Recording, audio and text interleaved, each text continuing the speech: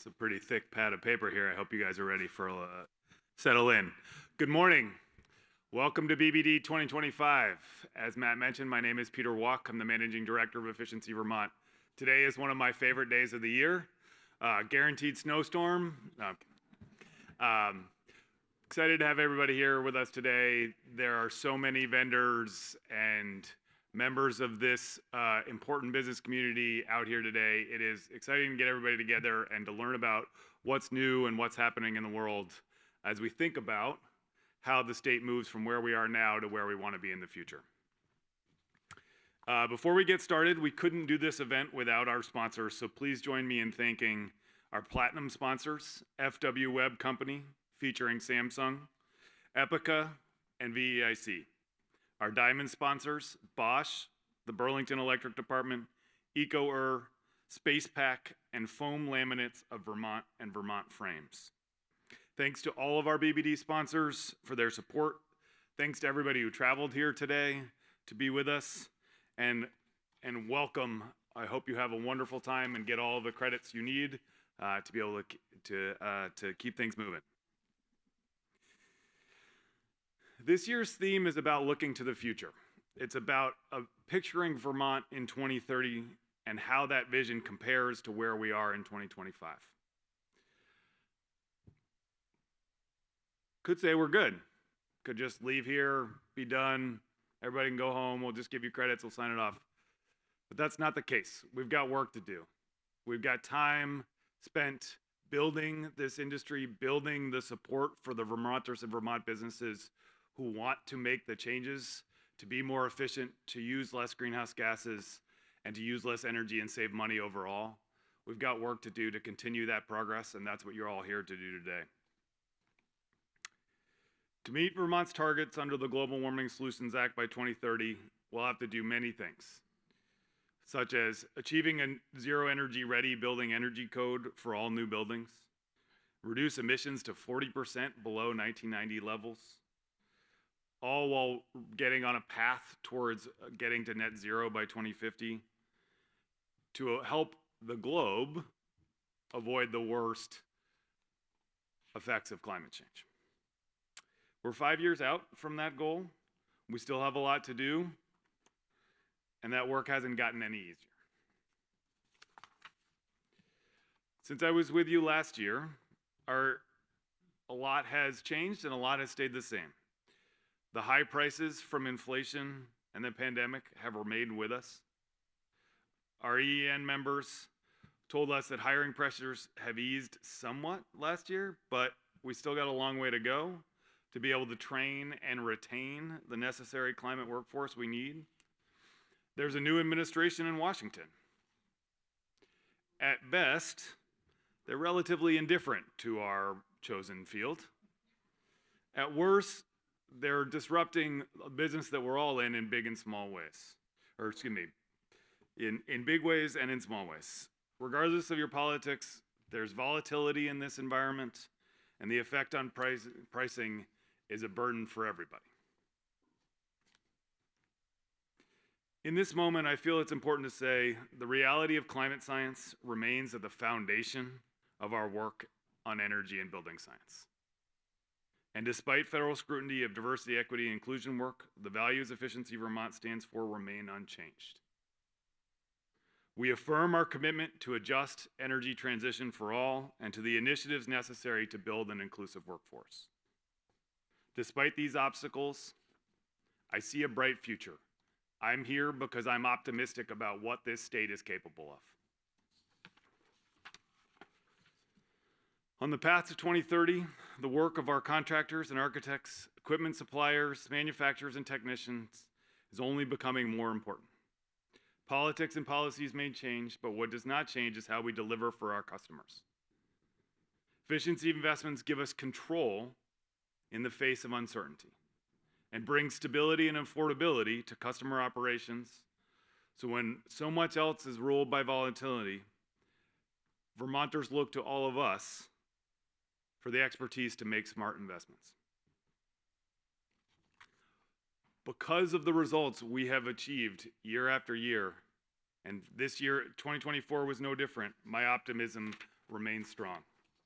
In 2024 alone, all of you helped Vermont homes save over 15,000 megawatt hours of electricity. You helped Vermont businesses save another 39,000 megawatt hours of electricity and saved a combined 110,000 MMBTUs through efficiency work, saving Vermonters more than $166 million over the lifetime of those investments. On the path to 2030, let's appreciate the progress we've made as we envision the next 5 years.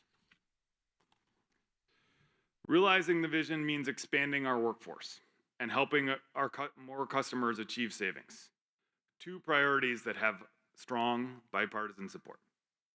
When it comes to our clean energy workforce, today we have 18,000 hardworking Vermonters in our industry, over 650 businesses in the Efficiency Excellence Network. And last year, we held more than 250 workforce trainings, just some of the overall workforce development we're doing annually. When it comes to serving all of our customers, together we're serving more than 30,000 residential customers and more than 6,000 businesses each year across Vermont. Over 25 years, this work has avoided more than 14 million metric tons of greenhouse gas emissions. No matter what's happening in Washington, our work remains a critical part of our state's economy. Long-term efficiency investments are some of the best tools for delivering affordability, for providing energy savings, and for achieving emissions reductions. Efficiency professionals play the long game, and that's even more important in the face of uncertainty. The projects we complete this year will show a return on investment in 2030 and 2040 and beyond, laying the groundwork for affordability for the decades to come. Our clean energy workforce continues to grow, and so is the EN, and our network of allies is growing as well. The vision for 2030 will become a reality thanks to the people in this room. You're building a better future for Vermont one project at a time. We thank you for coming for BB this year and lending your expertise. Ask the hard questions, have the hard conversations, and continue to blaze that trail towards 2030. Now, I have the pleasure of announcing our Best of the Best awards. These awards celebrate the people and the companies that have embraced the BBD theme and brought their projects to new horizons. We have 13 awards this year, so as Matt mentioned, please hold your applause to the end. A reminder to all the winners, after our keynote address, please meet in the side hall for photos of you and your team with your award in front of the EN background and with the team of Efficiency Vermont folks who helped you with those projects. All right, we'll start with residential new construction, our residential new construction award winners. For a single-family market-rate site-built project, the winners are Kinsey Construction and David Koshak Design for their South Craftsbury Road project, a super-insulated and budget-conscious energy-efficient home heated and cooled entirely with heat pumps. Next, for single-family market-rate accessory dwelling unit or tiny house, the winner is New Frameworks and their Alfred Street home in Burlington, an all-electric, prefabricated modular home with many elements sourced from Vermont's forests and sawmills. Next, the award for single-family affordable housing site-built, the winner is Hildebrand Homes for their River Street project in Rutland, a creative conversion of an 1865 building into 4 low-income, all-electric housing units. Our award for single-family affordable manufactured housing goes to Rural Edge for 2 homes at the Shattuck Hill Mobile Home Park in Newport. Each 2-bedroom, zero-energy-ready home is all electric to keep operating costs low. A great group of partners in the kingdom made this project possible. Congratulations.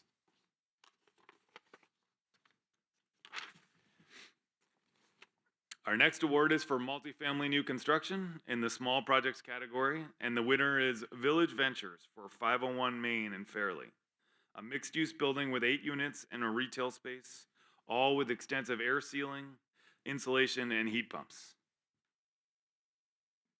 Next, for multifamily new construction in the large projects category, the winner is Cathedral Square for Bayview Crossing in South Hero. This 30-unit affordable housing community for older adults is kept affordable through a high-performance thermal shell along with rooftop solar and heat pumps. Our final residential award is for a multifamily gut rehab project, and the winner is Community Development Support for the DeWitt Block in Brattleboro. 15 units all benefit from extensive renovations, environmental remediation, and new insulation and air sealing, meeting Efficiency Vermont's high-performance track and earning Energy Star and Zero Energy Ready Home certifications. Now, for our Commercial Building Design and Construction Awards. First, an innovative combination of commercial new construction and rehabilitation.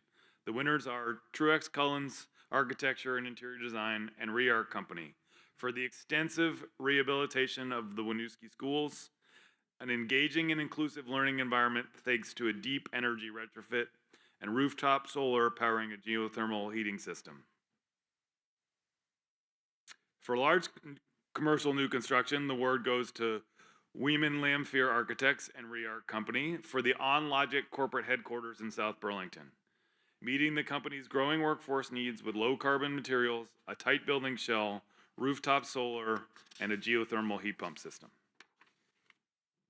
Next, the award for mid-sized commercial new construction goes to SAS Architects for the Williston Public Safety Building. This new facility for the Vermont State Police exceeds the 2020 commercial building energy standards thanks to a well-insulated envelope, above code air tightness, and heating with ground source water-to-water heat pumps.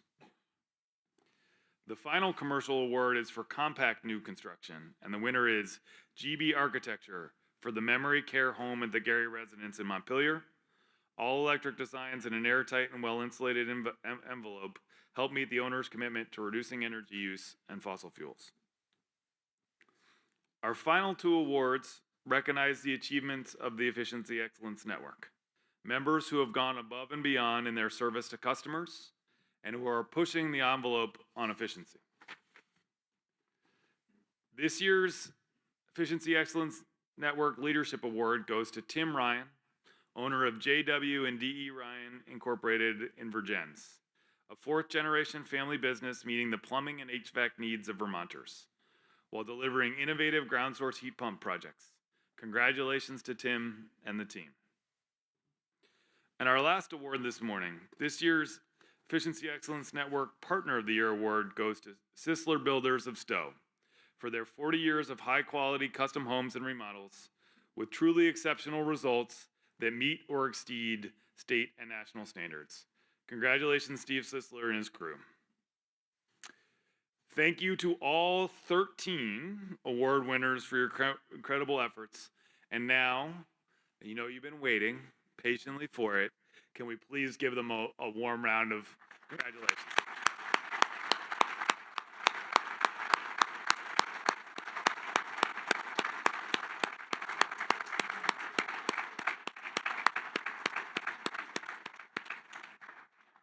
And I encourage you all to engage with the winners of those projects and learn about what they did and how they did it and how they made the financing work and all the pieces that come into play. That's some really important work. All right. Now, it is truly my pleasure to introduce our keynote speaker, Dr. Diana Hernandez. Dr. Hernandez is an associate professor of socio-medical sciences at Columbia University's Mailman School of Public Health. Professor Hernandez's research looks at the intersection of energy, health, equity, and housing policy. Her background as a sociologist gives her insight into the social and environmental determinants of health. In reading about Professor Hernandez's life and career, I was struck by her bold ideas for sustainable, affordable housing. Ideas that apply as much to her South Bronx neighborhood as they do to Vermont's small towns and villages. She's here to tell us about her research into energy insecurity, its causes and consequences, and solutions that emphasize people, health, and resilience, and to tell us about pathways for all of us to work together. across our climate workforce, community organizations, utilities, and with policymakers to improve energy affordability. You can read more about all of this in her new book, Powerless, The People's Struggle for Energy, just released this month. So now, please welcome, without further ado, Professor Diana Hernandez to the stage.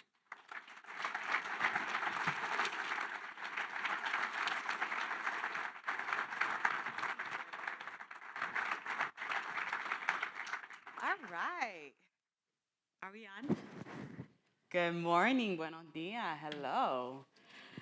Hey. All right. So I'm a mover. I'll be moving around. It's really wonderful to see such a packed room. For those of you that are standing, there are plenty of seats up front.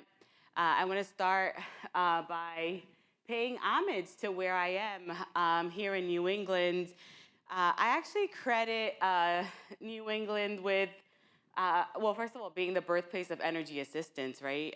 We know that what is today the Weatherization Assistance Program and what morphed into LIHEAP actually started because people in New England were really privy to the ideas of people struggling to heat their homes. And that really manifested into national policy. It's also the birthplace of where I learned about these issues because I was doing a dissertation project in the Dorchester neighborhood of Boston. Woohoo! And it's also the place where I'm launching my book, Powerless. It's not out actually technically until next week, but this is the first official book talk, and I'm really excited to share these insights, and I hope you find inspiration in this work. I really want to thank you for the opportunity to share what I know, and really it's just an honor to share this work with Efficiency Vermont, and congratulations to all of the winners. Recognition is the first step to justice, and to be recognized and to be celebrated is so important. So congratulations to all of you. I have to say that I'm probably an unknown character to many of you. So I like to introduce myself, as Jay-Z says, allow me to reintroduce myself. I'm a Bronx girl. I'm a South Bronx girl, meaning that I grew up in one of the most disadvantaged communities in the US, one of the poorest congressional districts in the United States, and not just then, but now. So the persistence of that and the legacy of hardship in the South Bronx is something that I understood and I understand personally, and that really motivates my work. I grew up in Section 8 housing, 1041 Finley Avenue, which was a new building. My parents got an apartment there, so did my aunt and uncle and my cousins. So we grew up in one building as a family, going up and down from the 6th floor to the 4th floor. But that was also where I had a lot of musings. I remember sitting at the staircase between the 6th floor and the 5th floor, thinking about how would I reconstruct this space? If I had to, if I could create a wing for my family, more space, and what would it look like? How would I redesign this space? And sometimes you don't know what kids are thinking about that set them up for their futures, but that was definitely something that I was thinking about at around 8 or 9 years old. And then at the age of 16, I started college. And I went to Hunter College, which is a commuter school. So any of you that are going to local schools, there's a lot of space to grow, even in the community colleges and the kind of local four-year schools. And that's when I started to understand inequalities, because I was straddling those inequalities on a daily basis. I was going from one of the poorest congressional districts in the US to one of the wealthiest congressional districts on the Upper East Side. And in those train stops, it was really an opportunity, and not just the train stops, but actually what I was learning in sociology and urban planning courses and policy courses that put me on the path to really interrogate what our social conditions were like. And for me, it really meant it was putting me on a path to understand housing. and housing as a vehicle for change. As the beneficiary of Section 8 housing, and then later on Nehemiah homes, which were really about allowing low-income people that were native to the Bronx community, and it's not, in other places in New York City, to stay. And what did it mean to reinvest in a place and reinvest in a people? I studied at Cornell. I started my PhD when I was 19, and there I was straddling a whole different world, living in Ithaca, New York, moving from the city to a small town. I benefited, I guess I fell behind on my utility bills, and NYSEG called me up and said, hey, there's a program, you can get onto a discount program, and that linked me up with the Cornell Cooperative Extension, where I was able to access energy assistance. And also weatherization services. They upgraded my thermostat, put some insulation in the attic. I was a homeowner, actually, by that point. So I started a lot, my academic career and my career in housing, and really understanding the transformative potential of housing really started early on, but they were always operating in parallel. And then I did that study in Dorchester, where I was sitting in people's homes and learning about their lives. They were telling me about not just the housing circumstances, like rent being too high, or mold in their homes, or lead and asbestos, but there was this other thing that was happening in their homes, really rendering them what I later called energy insecure.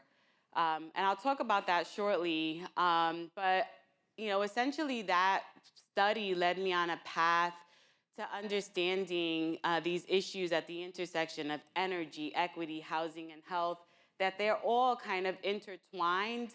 But because I come from a family and a circumstance, a life circumstance of need, I never thought that the study of these issues was enough.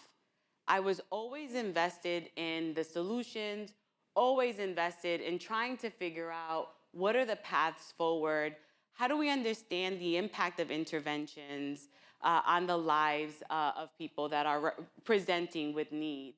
And that led me on a course that I'm still on and studying any number of interventions, from legal services to, of course, energy efficiency and clean heat upgrades, repositioning public housing through public-private partnerships, understanding kind of the impact of natural disasters like Hurricane Sandy and Hurricane Maria, and also housing-based health interventions, which are more programmatic in nature, smoke-free housing policies, also coupled with the rental assistance demonstration program. So really thinking about all of these different pieces. But I've also kind of taken it on a more personal level through social impact real estate, which I'll tell you about. This is my process. There's really no need, but I just kind of wanted to just lay out how important it is to do the concepts, the foundational research, understand the impacts of policies and programs, do evaluation, and then really have impact in the world to continue the dialogue and move things forward. Housing is central to all of this. We can't really deliver efficiency, for instance, if there are other aspects of housing that are in jeopardy. This is a framework of housing, of the core housing pillars, which are really rooted in 4 C's: cost, conditions, consistency, and context, reflecting affordability, housing quality, residential stability, and also the kind of amenities and the infrastructure that's available at the neighborhood scale. So Peter kind of mentioned my South Bronx roots, as did I. And again, I said that, I've never been satisfied with knowledge alone, right? I feel like I'm just a practitioner at some point, even though I have all of the tools of the social sciences behind me. And so, like many of us, when we finish these kind of milestone moments in our training, we get to decide where to be and where to live.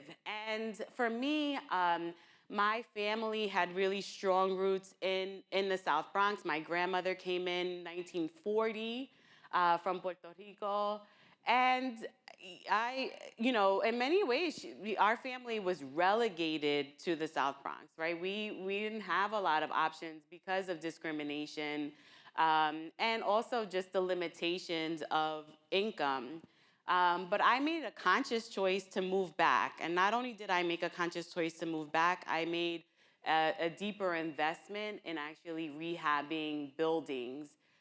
So I have done, I didn't win any awards, of course, but I have actually overseen gut renovations of 3 properties, all small 2 to 4 family buildings.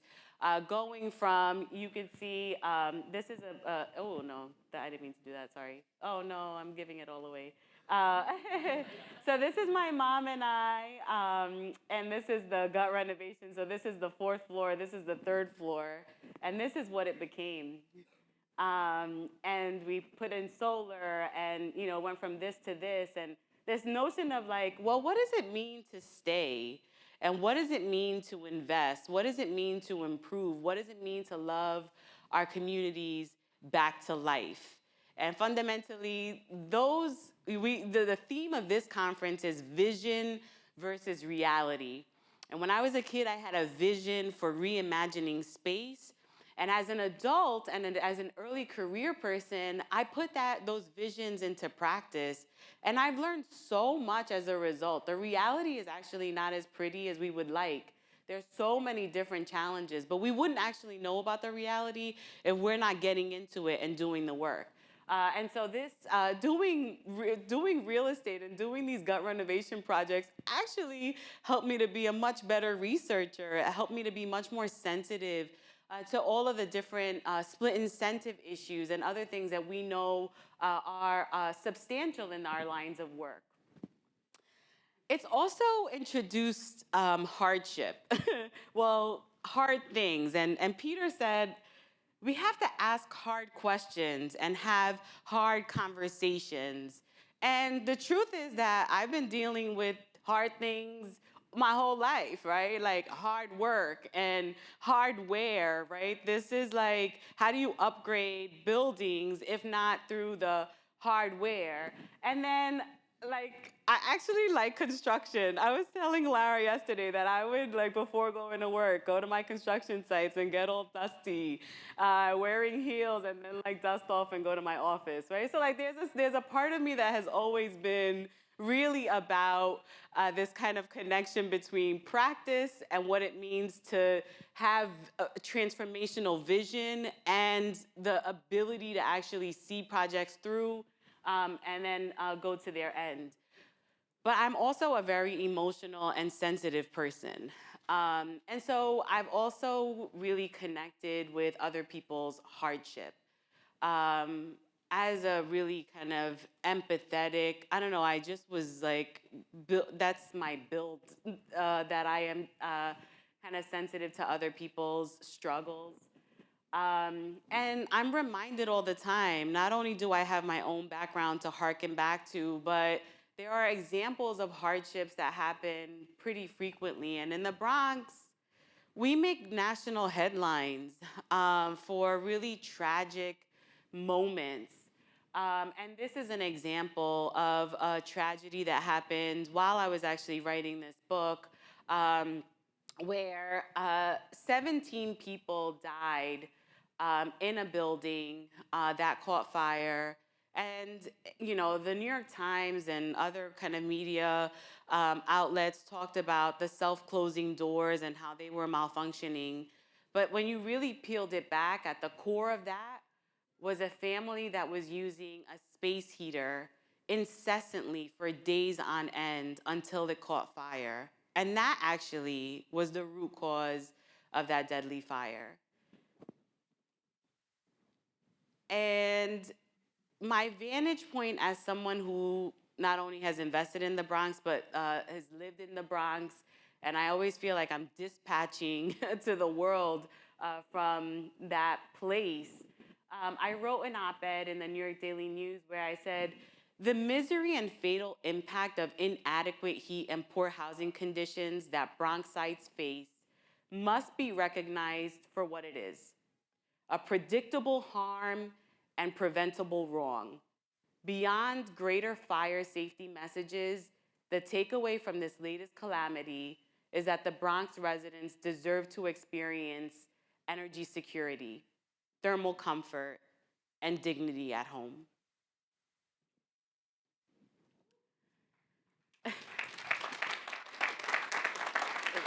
Thank you. That sentiment for me is not just about people in the Bronx, it's people around the nation and it's people around the world. At some level, we need to be able to protect people's health and deliver dignity. And the truth is that when we don't, it can be deadly. These are different examples of people that were impacted by the lack of heating in their homes. Twin sisters that died together in their unheated home in Crown Heights, Brooklyn. And a very wealthy multimillionaire living in a brownstone on the Upper East Side that also died in an unheated home, falling through the cracks because the buildings department and the local utility and his contractors weren't aligned, and he kept failing the gas inspections, lived without gas services for 4 years, and then perished in an unheated home. And it's not just in the wintertime, it's also in the summertime.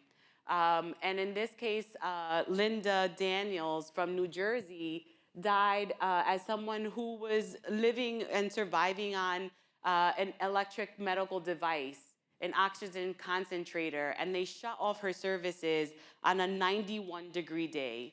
If it were 95 degrees, she would have actually been able to keep her services on, but she fell behind on her utility bills and basically was cut off and then passed away.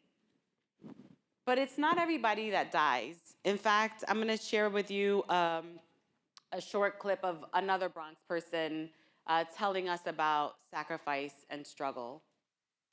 Me, I give everything that I want for my kids and I sacrifice myself. You know, sneakers or getting my hair done or my nails done or just buying a bra. You know, just, that's how I save. Everybody gets together and, you know, clean up. If the city of New York will allow us to have solar panels, maybe life will be a little bit easier. People here in the Bronx, majority of them are paying light and gas and living from paycheck to paycheck, so I'm pretty sure they're struggling.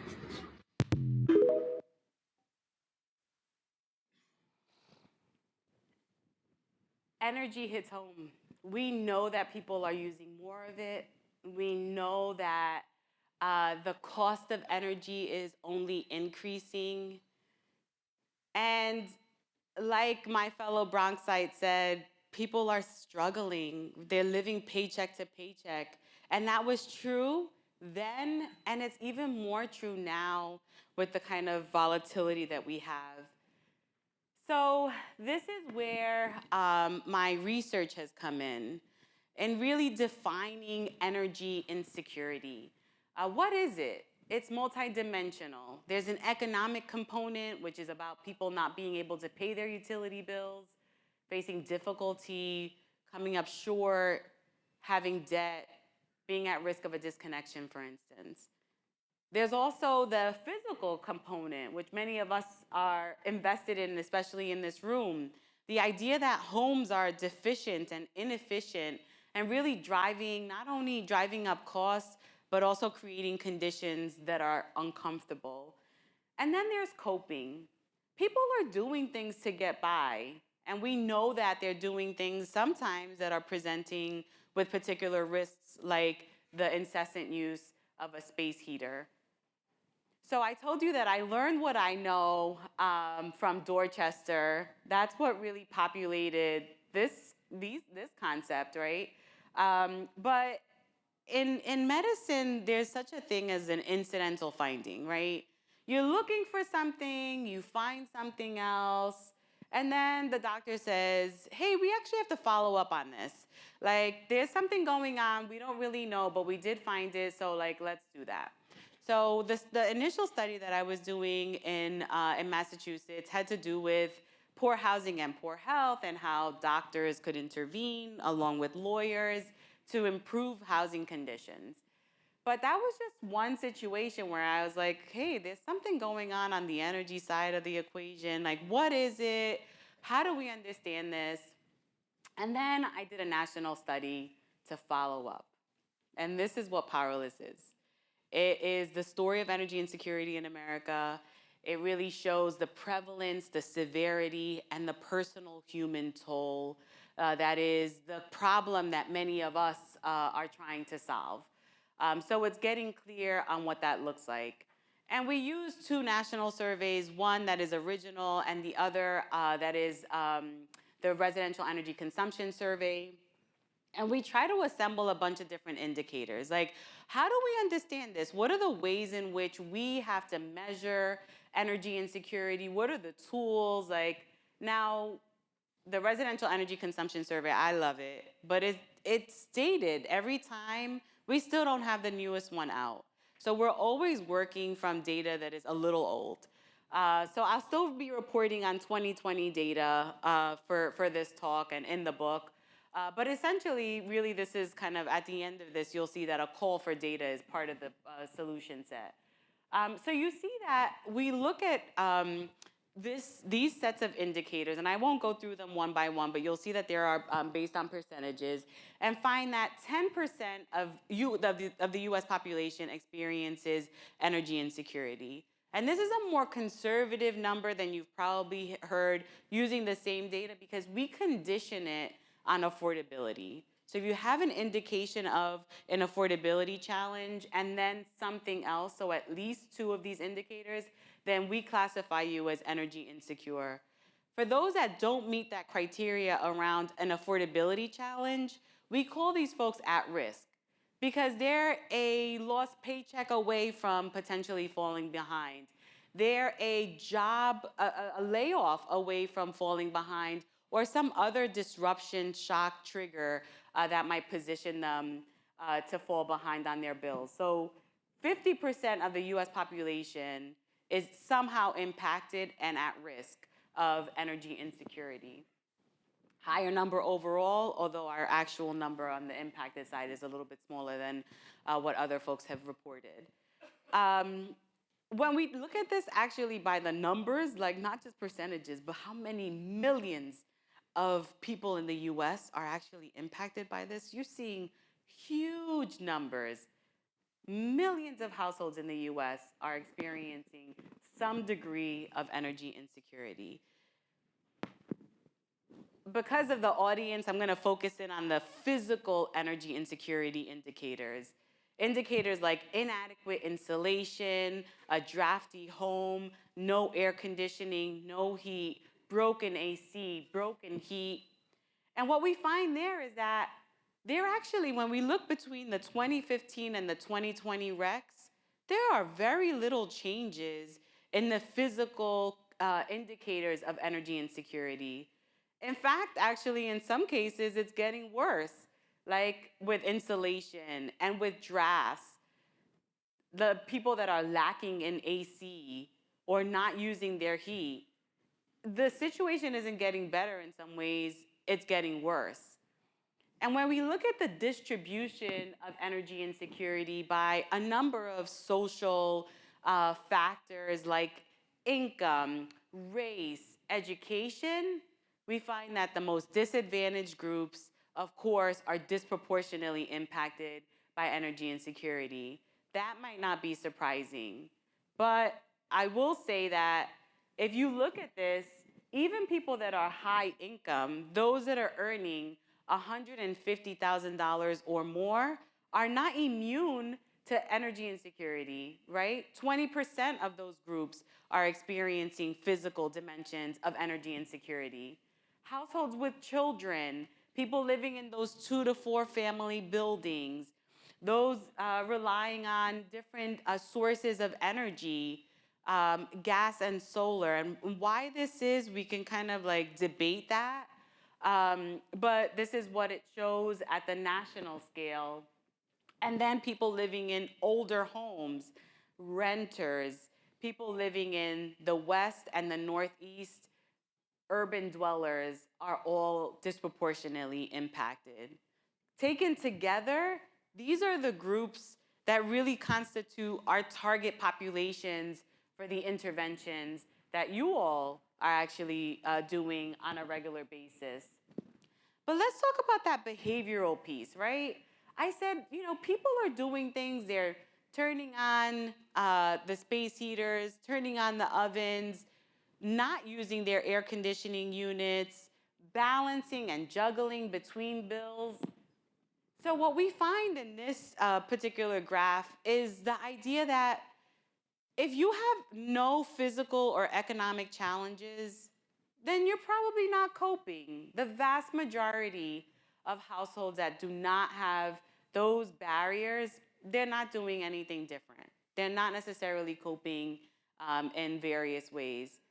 And these are the things that we kind of measure: keeping your home at an unhealthy temperature, getting assistance, energy assistance, foregoing necessities, and then some combination of these three indicators, which is what we have in REX. On the physical side, people aren't necessarily coping as much either, but you start to see that there's a little bit more growth here, right? That people are now doing more coping. When they're presented with economic challenges, they're very much coping. And when they're presented with both physical and economic challenges, their coping mechanisms are activated, right? That means that they are actively doing things to cope with their situations, which makes a lot of sense, right? Necessity is part of it. But the other part of it is that, what does that mean for stress levels? What does that mean for health? And what does it mean for all of the ways in which people are actually drowning in their problems? Because also there are limitations to what the coping components look like. You could only know that part though, right? The human toll, by speaking to people. I happen to love people, so that's a good thing, right? I traveled around the United States. I went to these 10 different places that are starred on this map. They're not entirely accurate in terms of like where exactly all these, like Texas, I know that's not exactly like geographically accurate, but you get the point. I was in all of these different places, and I went to different recruitment venues. I recruited people primarily at energy assistance offices, right? Because I wanted to understand who was getting help and why they were, like what brought them to those offices. But I also went to social service agencies, advocacy networks, people that were kind of looking for energy reform in different ways, and also other organizations like legal services, a food pantry, and a disaster relief organization in Puerto Rico. What did I find? Remember we talked about that kind of the deep dive, that follow-up? So that first study kind of gave us the big buckets, the economic, the physical, the coping. Well, this actually gives us a little bit more nuance about what that actually entails. So these are the essential elements of energy insecurity, really diagnosing a kind of challenging multidimensional syndrome. Like syndromes sometimes show up, and they show up and they could be any number of things, and you're not quite sure. But this actually gives us language to be able to say, I am seeing something that really positions us to think about this as energy insecurity. Difficulty paying, utility debt, disconnection, drafts and inadequate insulation, dysfunctional energy systems and appliances, which I'm sure you all see all the time, this notion of things in disrepair. Service disruptions and outages. For the longest time, we hadn't been thinking about power outages as a form of energy insecurity, but this work kind of surfaced that. Difficult choices, this trade-offs, discomfort and dangerous alternatives, deprivation. And by deprivation, I mean people that are literally depriving themselves of energy use in order to manage their bills. right? At every turn, doing everything they can to turn off everything in the house, live in the dark, have the thermostat on, especially low. Never turn on an air conditioning unit, even if it's extremely hot in Arizona or in Texas, because of this constant need to manage the bill. And then ultimately, the feeling. You know, one of the reasons why when I started this work, I used the terminology of insecurity had to do with food insecurity, right? Food insecurity is normalized in our language. We have prioritized it in our policy. And yet, when we think about energy, the insecurity part of that is likewise when you think about the feeling that is associated with food insecurity, we have language to name that. It's hunger, right? And sometimes it's malnourishment. And the same thing is true for energy insecurity. That feeling of being drained by the physical environment, being drained by your wallet, your budget is being drained by all of these different sources. And then sometimes, just like when food insecurity goes from hunger to malnourishment, and on the energy insecurity side, the equivalent would be depletion, where you just feel depleted by constantly having to cope, by constantly having to just react to those financial and physical hardships. So I'm gonna go through a series of stories and I'll try to make them quick, although this is, to me, the real gift of this book and of this work, is just to understand how it is that people talk about this in their own language and in their own terms. And this is a handwritten note. Of course, it's not in the book, it's described in the book, but where a woman in Alabama, Blanche, basically says, my bill has never been this high. And I don't understand why. I've never had a bill like this. For 45 years, we've owned the house. They just charge me too much for light. And it's not that I don't know what I'm doing. It's not that I'm just using them things. It's that I'm very particular about everything that I do, and I still can't keep up, right? This is a woman who is depriving herself of energy use. She was so proud of having been a recipient of weatherization. She knows the construction of her home was efficient. Even with all of that, she is still falling behind and frustrated. But let me tell you why I wrote this book. I wrote this book because if you see this note, there are parts of it that are really missing and blank. And to me, the purpose of this book was to tell that story, to fill in the blanks, to make sure that we have like the context around why this story is so important and the many other stories that are in the book. I want to talk about disconnections because disconnections really are your crisis point of energy insecurity. And if you look at the numbers alone, actually, very few people, like between 2 and 3% of US households, experience a disconnection. So on the surface, it doesn't necessarily seem like such a big issue, but it is a huge issue when you think about the way in which people have to live through disconnections. This is Marissa. I met her in California. She was living through a disconnection, and I visited her in her home with a homelessness prevention outreach person. And she said, we've been savaging it this week, meaning like, let it be. That's what I've been doing, just let it be. But then I'm like, I'm tired of just getting up, leaving, coming back, doing it all over again. And then I know my next paycheck ain't even gonna cover what I owe. When my son gets off of school, I leave and I either go to their godmom's house just to feed them and stuff, and then they come back at night just to sleep. Like with my paychecks, I try. And I give them what I can because I know that, because I know I can't give them all of it. So this is really the kind of consequence. The disconnection is really the consequence of people just trying as much as they can but never really paying a full bill. But the idea of having to savage it, to your life be so disrupted because of a disconnection, is part of what we have to like reconsider in all of this work. And then there's Sophia. I met her in the Bronx. She was the first person that I interviewed for this book, who left such an imprint on my heart, really. But she was an older lady, right? She's like, listen, I come from Italy. I understand what it is to like basically have gone through an original energy transition, right? Where her home, she really actually saw her home be electrified. And she understood what it was to like not necessarily have heat in the home. But she also maintained a very cold home. And her biggest fear in all of that was loneliness.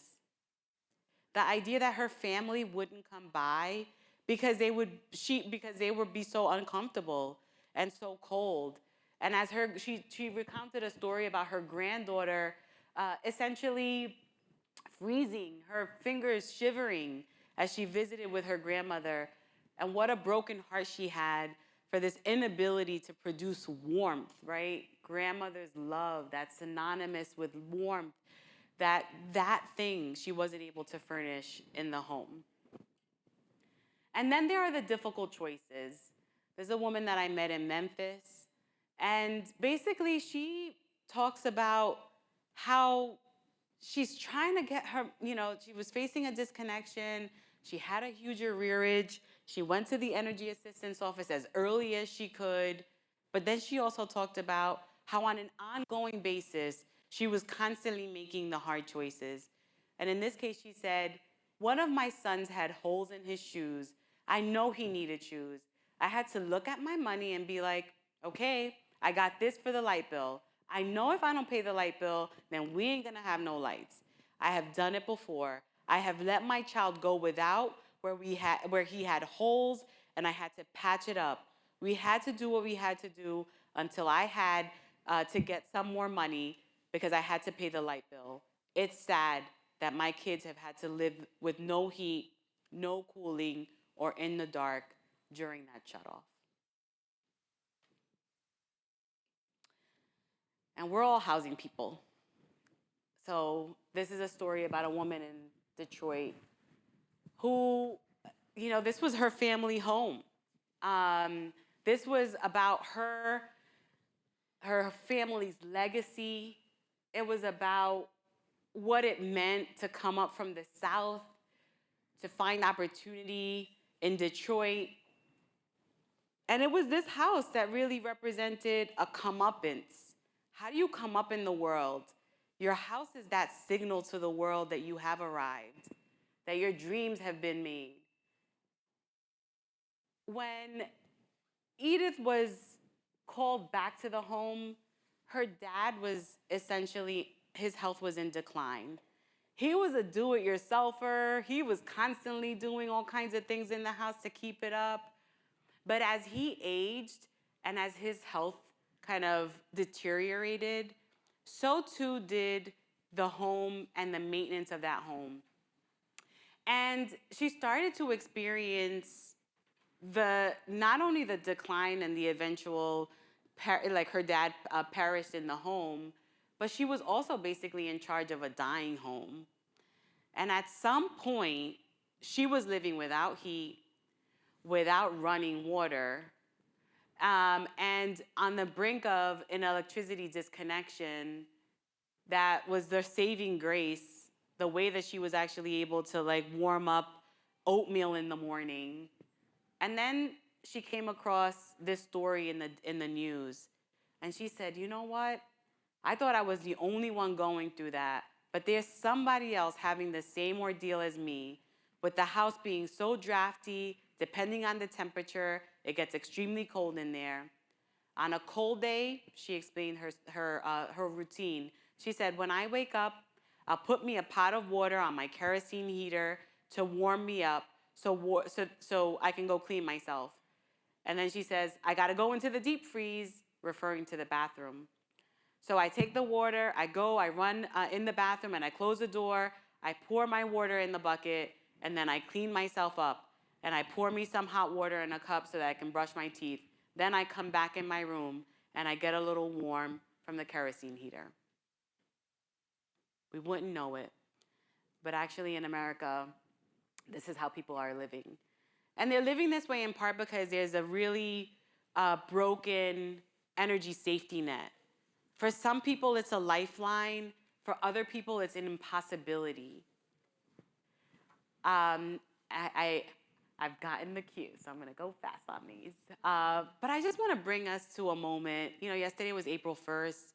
Yesterday was a dark day in the US. You know, all of the LIHEAP, it's been reported at least, that all of the LIHEAP staffers at HHS have been laid off.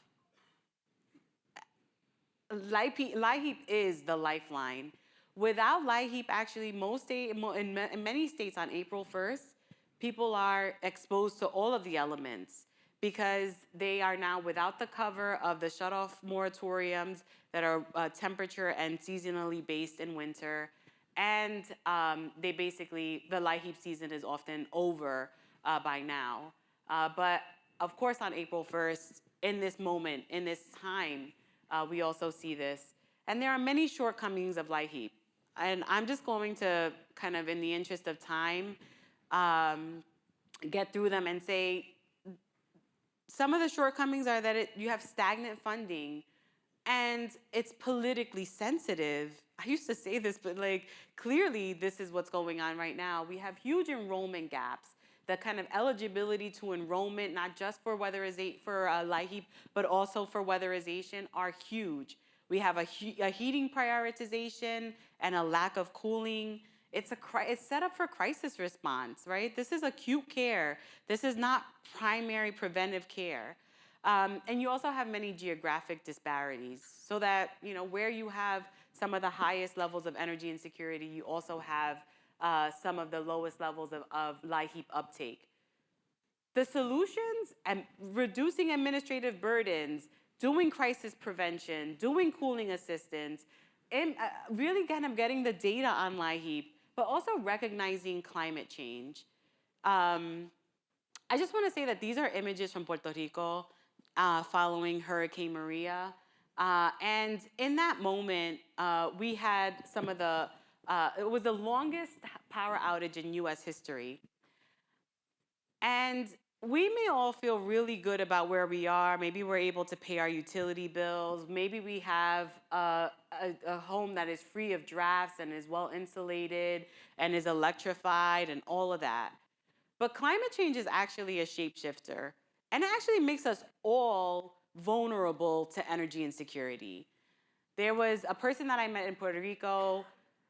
He was a retired police officer, and he described how challenging it was to live through an extended power outage that lasted over 2 months. And what that experience, along with everything else that I've just described, really gets me to think about is, when there's a storm, when there's rain, we turn to our umbrella.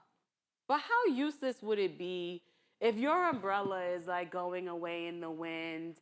If it's broken, you just throw it away, right? What we have in this country is a torn up safety net that tries to catch people when they fall. What we really need is actually a good cover.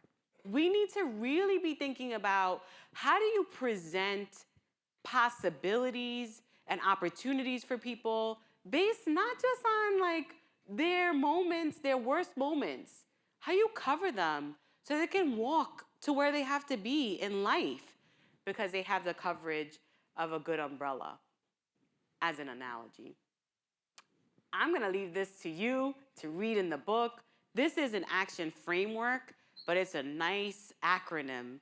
It's called SPARKed, having to do with surveys, participating in energy decision making, affordable bills, a robust energy and social safety net, knowledge, really having to do with energy literacy, efficiency, electrification, and clean energy access, and disconnection reform. We can't keep having the piecemeal approaches to addressing energy insecurity. What we really need is comprehensive coverage. That is the only way that we will actually have energy security in the US. And the promise of getting it right reducing emissions, increasing efficiency, increasing affordability, increasing access to energy, promoting democracy, allowing for health and wealth to unfold. And what would that look like? That would look like comfort, like health, like dignity, like connection, like community well-being, like redefining resilience so that people are more secure. And when we go through this process of reimagining our energy and climate futures, we actually have the potential to end needless and asymmetrical human and ecological suffering.